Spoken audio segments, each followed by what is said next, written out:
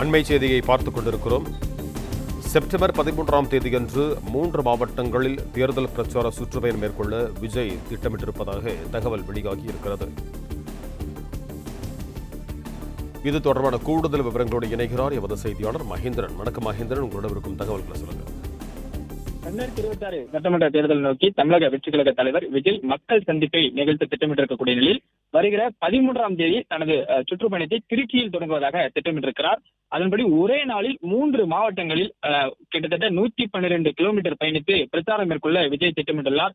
முதலாவதாக தனது பிரச்சார பயணத்தை திருச்சியில் தொடங்க திட்டமிட்டுள்ள விஜய் அதற்கடுத்து அரியலூர் செல்கிறார். கிட்டத்தட்ட திருச்சியிலிருந்து 78 கிலோமீட்டர் அரியலூர் பயணித்து அங்கு பிரச்சாரத்தை மேற்கொள்கிறார். அதன் பிறகாக குன்னம் பகுதியில் உரையாற்ற திட்டமிடப்பட்டிருக்கிறது. அதனைத் தொடர்ந்து பெரம்பலூரிலும் காமராஜர் வளைவு என்கிற பகுதியில் உரையாற்றுவதற்காக அனுமதி கேட்கப்பட்டிருக்கிறது. பிரச்சார பயணத்திற்கு அனுமதி கேட்டு காவல்துறையில் கடிதம் கொடுக்கப்பட்டுள்ள நிலையில் இதுவரை எங்குமே அனுமதியானது வழங்கப்படவில்லை.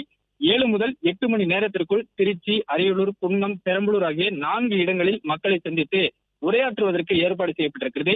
இதில் திருச்சியில் மட்டும் டிவிஎஸ் டோல்கேட் என்கிற பகுதியிலிருந்து சத்திரம் பேருந்து நிலையம் வரை விஜய் ரோட் ஷோ நடத்த திட்டமிட்டிருந்தது. அதற்கும் காவல்துறை அனுமதி மறுத்திருக்கின்றனர். இந்நிலையில் திருச்சியில் சத்திரம் பேருந்து நிலையம் அருகே உரையாற்றுவதற்கு முன்னதாக அனுமதி கடிதம் கொடுக்கப்பட்டிருந்தது. அதற்கு அனுமதி மறுக்கப்பட்ட நிலையில் மரக்கடை பகுதியில் விஜய் உரையாற்றுவார் என்று மீண்டும் ஒரு கடிதமானது கொடுக்கப்பட்டிருக்கிறது. திருச்சியிலிருந்து அரியலூர் பயணிக்கிறார். அரியலூரில் மக்களை சந்தித்து உரையாற்ற திட்டமிடப்பட்டிருக்கிறது. அதன் பிறகு குன்னம், பெரம்பலூர் என ஒரே நாளில் 4 இடங்களில் மக்களை சந்தித்து உரையாற்றுவதற்கு விஜய் திட்டமிட்டிருக்கிறார். அன்று இரவே, அதாவது 13ஆம் தேதி இந்த சுற்றுப்பயணமானது திட்டமிடப்பட்டிருக்கிறது.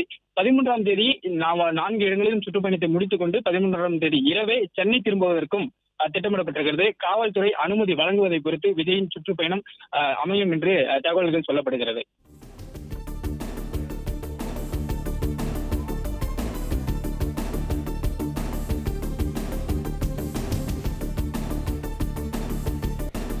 நன்றி மகேந்திரன், உங்கள் தகவல்களுக்கு. பிளே ஸ்டோர் மற்றும் ஆப் ஸ்டோரில் இருந்து பாலிமர் செயலியை QR கோடு மூலம் பதிவிறக்கம் செய்யுங்கள். செய்திகளை உடனுக்குடன் பெறுங்கள்.